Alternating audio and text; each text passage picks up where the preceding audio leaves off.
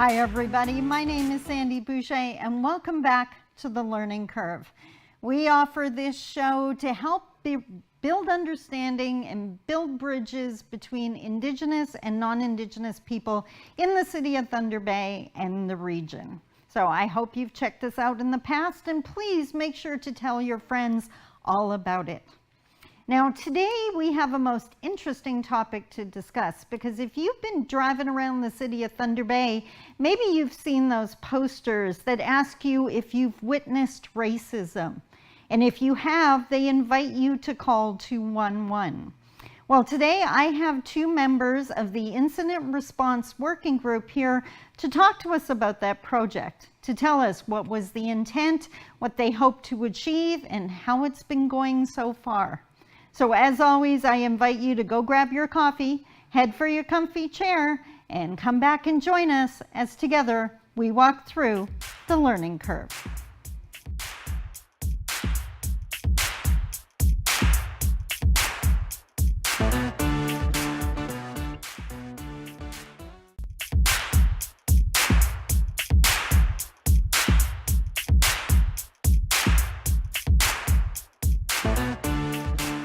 Hi everybody, and welcome back to The Learning Curve. Once again, I'm Sandy Boucher, and today I'd like to introduce you to Joe Downey, who is the Information Referral Specialist with the Lakehead Social Planning Council, and I can't believe I said that and didn't trip over it. I'm having a good day.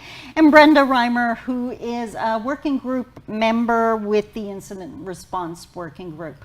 Thanks for coming out today, guys. Thank you. Always appreciate my guests. So, way back when, have you seen the show? Either of you?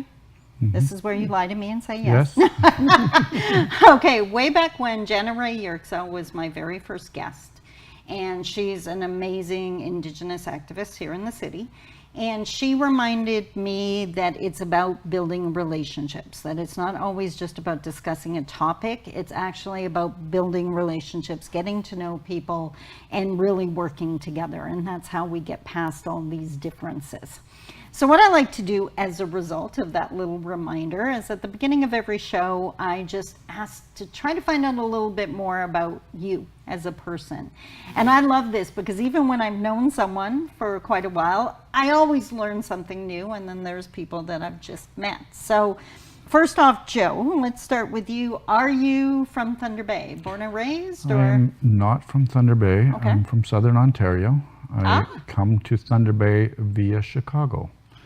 So I had moved to Chicago. Because that's a straight line. It's a straight line. It's like, what? I'm not that great at geography, but I caught that one. Okay, So I had moved to Chicago for several years, and when it was time to come back to Canada, I didn't have a location I needed to be, and ended up in Thunder Bay. I got here and made a home. Oh, that's amazing. How long have you been here? Going on 10 years. Wow, so you definitely made a home. Now I'm curious, why Thunder Bay? What attracted you? My ex-wife's cousin lived here and suggested that we make the journey this way. Yep. And the rest is history. Yeah. And it was a good decision? It was a good decision, great decision. Amazing. Yeah. Awesome, thank you. Brenda, I don't even know the answer to this question. So are you born and raised Thunder Bay? No, I'm not. Okay.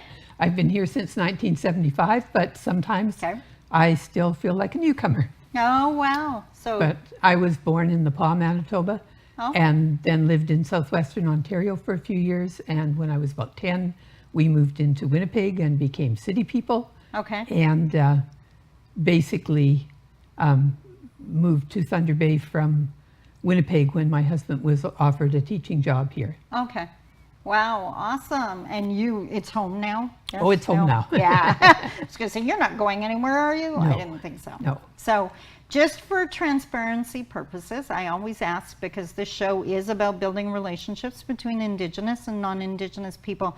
So are either of you Indigenous? No. I am not, no. Okay. So I am a proud member of Seine River First Nation. So today I mentioned, for you viewers, in my opening, I mentioned the signs that you may see around the city asking you if you've experienced or witnessed racism. And that is governed by the Incident Response Working Group Committee, which I actually sit as a member of. So give me an idea. What is this about? Where did it come from? How did this start? Who wants to jump into that one? Well, I think it started way back when I was on a learning curve and being on a committee with Sandy and some other people.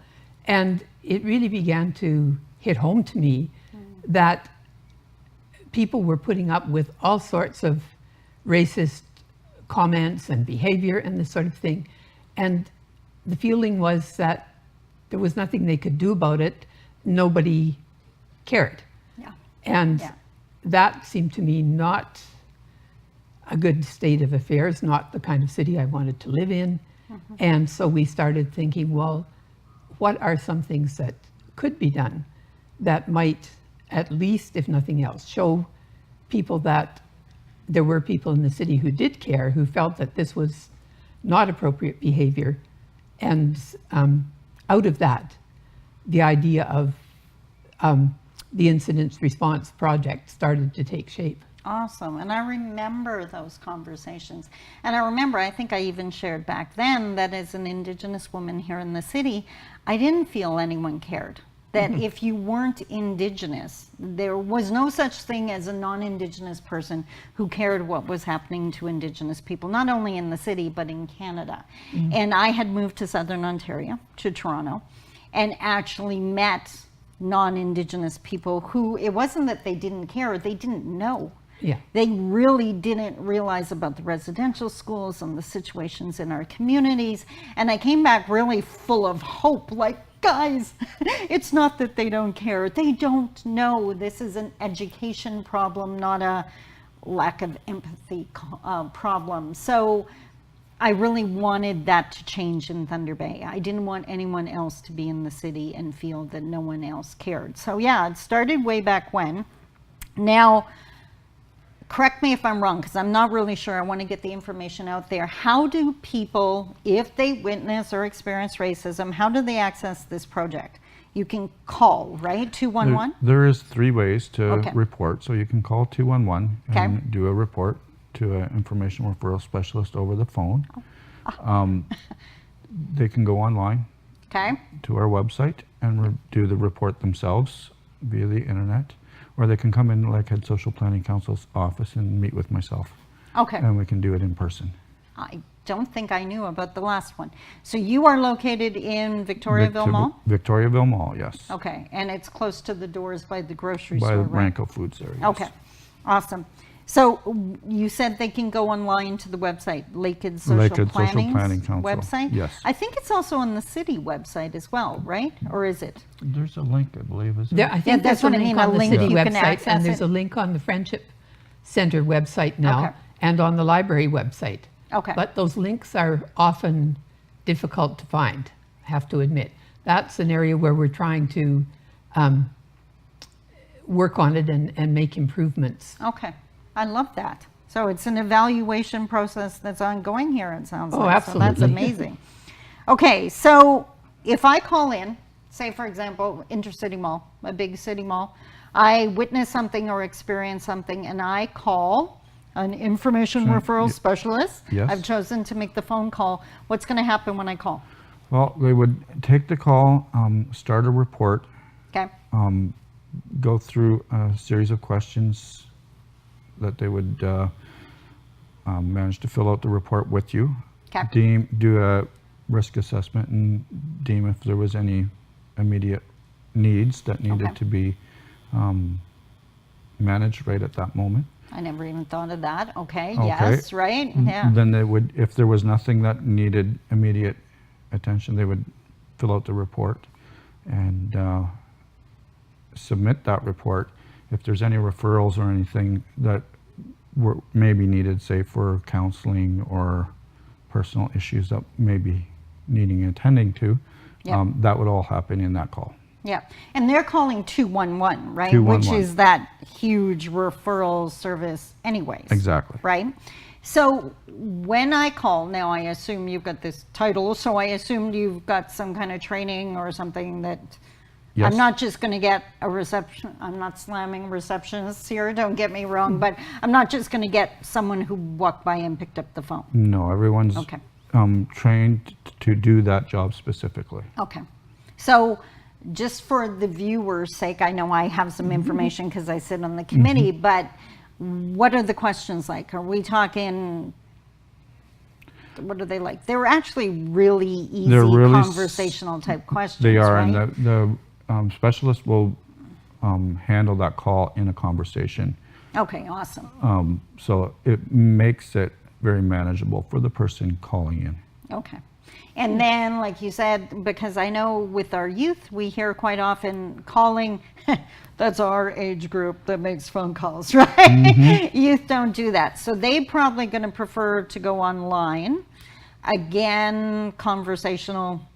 I assume that the form's not scary to fill in. It's not a very scary form at all. No, Yeah. Everything is straightforward. The questions are to point and very direct. Okay. So what kind of things are you asking them besides the nature of whatever happened? There's a question on that report to tell your story and what happened. Okay, awesome. There's demographic questions, so they're trying to determine Like if what it's always a young female or something? That kind of demographic there's question? those types Okay. of questions, whether it's an Indigenous person or somebody coming from a different background. Okay. Yep. There's location questions Location too, right? questions. Yeah, because I'm thinking there's quite a few. It could be like a store or in the public or even in your in the home, public, right? For one. the type of incident, and was it a conversation? Was it a something directed at you? Was it physical? Right. There's all those types of questions as well. That's right, because it's if you observed it, it happened to Yes. someone else or it happened to you. Exactly. I think even city buses is one of the locations. Is one of the isn't locations, it? yes. Yeah, okay, which is amazing. So, how's it going? When did this launch? First It off, launched at the end of June last year, so Okay. we're almost Oh, at the end of the wow. first year. that went by fast. Yeah, it Okay. did go by very fast. Yeah. And Okay. I think some of the things that we've learned along the way, one is that there was a fairly significant response in the first month, Okay. and then it dropped down quite a Okay. bit.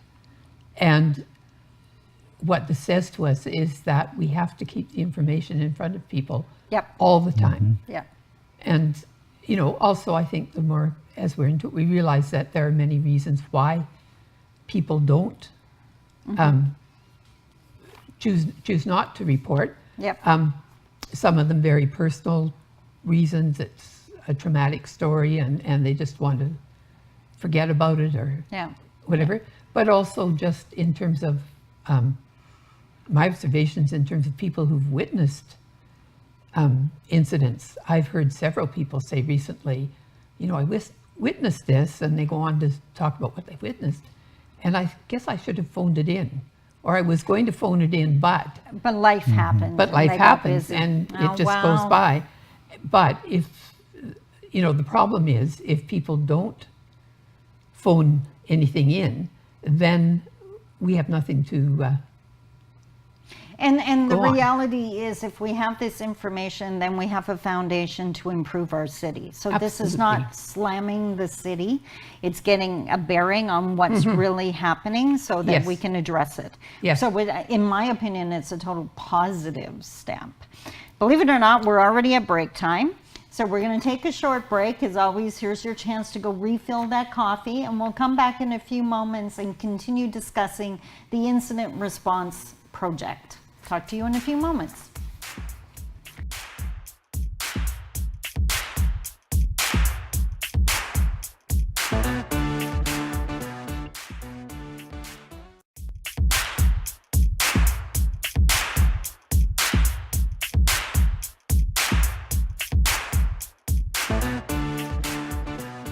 Hi everybody, and welcome back to the Learning Curve. Once again, I'm Sandy Boucher, and I'm here with Joe Downey and Brenda Reimer. I told you I was going to trip over.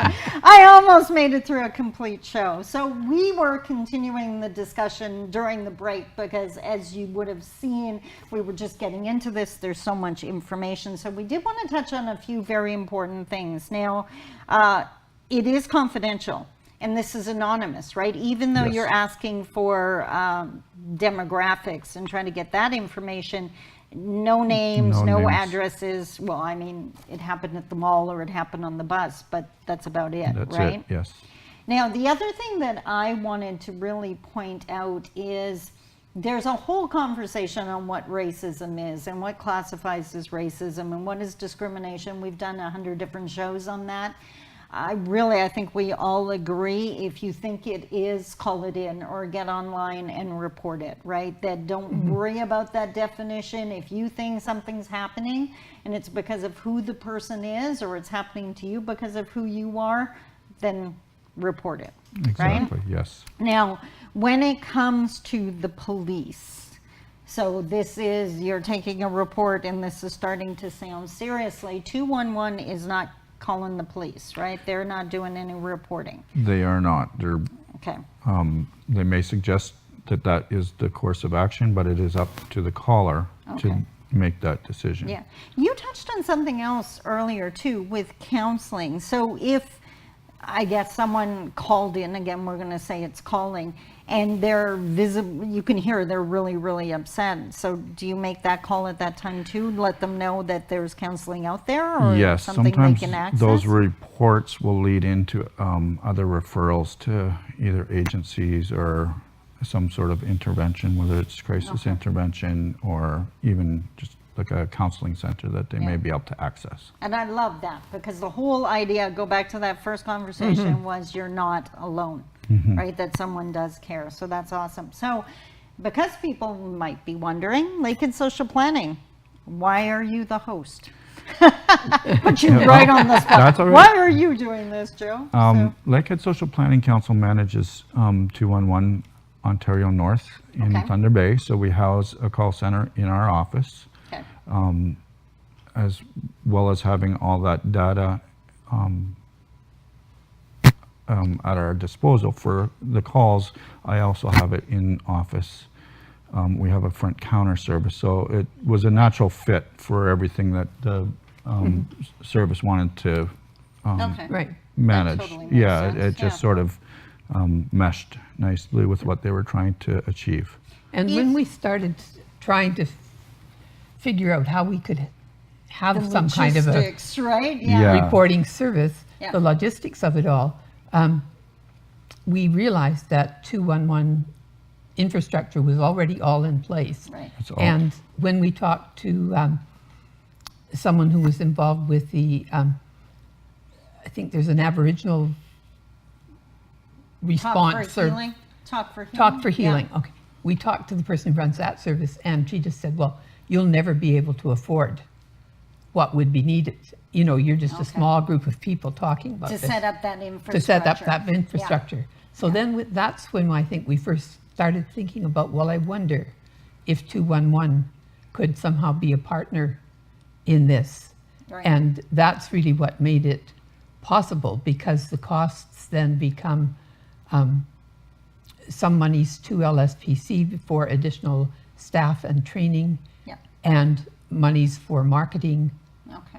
and that sort of thing, but Yeah. no infrastructure costs. The 211 is a nice, easy 3-digit non-emergency phone number Yeah. as well. So it sort of sticks Yeah. with people. Yeah. I like the 211, because we all know 911 is emergency, and to me 211 established it was important, right? That maybe it's not that urgent emergency of 911, but it's important enough to have this easy to access phone number, Exactly. right? So it's housed with LSPC, but it's separate, and that's where the working group comes in, right? Because this isn't governed by LSPC, it's governed by the working group, correct? Correct. Technically, Okay. it's a project of the City of Thunder Bay Anti-Racism and Respect Committee. Okay. And it becomes part of their work plan, and there's money associated with their work plan. So then that becomes part of their budget for the next year. But because a number of us had been really interested in the project and working on it up to the stage where it was ready to be, or where it was accepted by City Council as Yep. a project, The working group was created, and it has people from the Anti-Racism Committee, from Diversity Thunder Bay, and from the community generally. Yeah. So a representative from the Friendship Center, for example, has been part of the working group for pretty much as long, well, not maybe the very earliest years, but you know, through the present sort of phase of this project. It's a very active group, and it meets regularly, right, to talk out these things. So, and we do want to touch on something just so the viewers are clear. There have been no official reports put out there yet as far as the stats that have been gathered, but that's my understanding. It's coming soon, right? Yes. Soon. Yeah. We were able to hire a researcher, Amy Siciliano, who previously worked in the city and now is based in the Atlantic provinces. But she has provided 2 interim reports, and will be doing a final report at the end of June.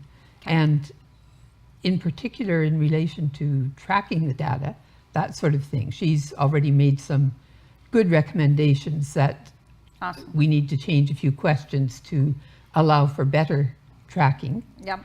And one of the things that in putting this all together, we discovered is that there was no precedent that we could find anywhere for having this kind of a service. Bay. Okay, kudos. So, you know, I think this is important.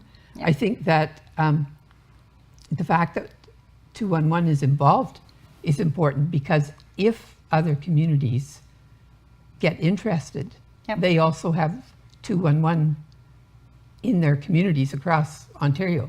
You know, so it would be an easier sort of fit.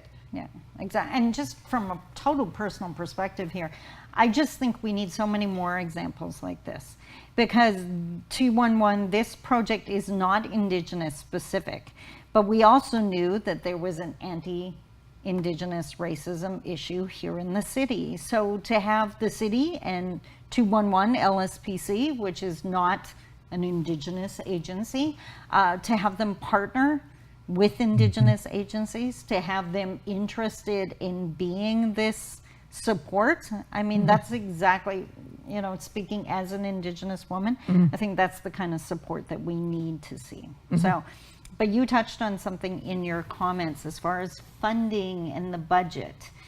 This is not permanently funded, right? This is it a pilot right now? It's a pilot project right now, and there is funding in the budget to the end of 2018. Okay. And okay, that's better than I thought. So it's not just going to like die at the end of June or something. Okay. A while ago, we kind of thought maybe that was going to be the case, and we were very worried about that, because obviously this is a kind of project that needs time for people to get aware of it and to start using it. So we have until the end of December for sure. And I think you can't really say anything until the researcher's report comes out and decisions get made. But I know, certainly speaking from Diversity Thunder Bay's perspective, we think this is an important project, and we would certainly be trying to find funding to help it continue. I would love to see this just as standard in every one of our cities and communities. Why would you not want to be on top of any kind of racism, whatever a group is targeting? When I was in Toronto, there was definitely racism happening because it wasn't aimed at Indigenous people necessarily. Didn't make it any less horrible to have in your community. So sorry. I was going to say, one of the comments that I've heard is people say, well, what's the point of phoning it in, because nothing's going to happen. They're not going to be able to do anything. And in terms of an individual call, that's true. But if 4 or 5 people call in and they're all talking about something that's happened in the same store or in the same location, then you can start to do something. And I know I was in nonprofit for years. Once you have those stats, suddenly you have power to do things, right? Exactly. Like, we know the situation, but unless you have the information to back that up, it's just Yeah. the stories Yeah. don't hold as much And weight. it's a starting point Yeah, for exactly. potential change. Exactly, exactly. We're almost out of time here. I do want to ask you one more question. We can talk about the official reports. They haven't been put out yet, but just from a personal perspective for the two of you, do you think it's been a success? Has it been worthwhile? I guess start with Joe. I feel that it has been worthwhile. It gives individuals a forum to tell their story. Yeah. And I think that's important to hear what people are living. Excellent. Thank you. Brenda? I agree. I think that it has been worthwhile, and that it's worth continuing to work on to make it better, to deal with the hiccups that Right? we may have Growing discovered. pains. And It's a learning curve. absolutely. Plug for the show. Awesome. Thank you both so much for coming out today. I think this is an incredibly important project. So thank you for taking the time to come out here and explain it to the viewers. Thank you. Thank you. Thank you for having us. Awesome. As always, please take the information you learned today and use it in your conversations, whether it's at the kitchen table, the boardroom table, or in the coffee shop. If you see something happening or you hear a conversation and someone witnessed whatever, let them know. All they have to do is call 211 or go on the LSPC, Lakehead Social Planning Council's website, and you have the option to use your voice. As an Indigenous woman, I know how long I had to fight to have a voice. And this is huge kudos to the City of Thunder Bay for putting this in place and ensuring that when you need to, that reporting mechanism is there.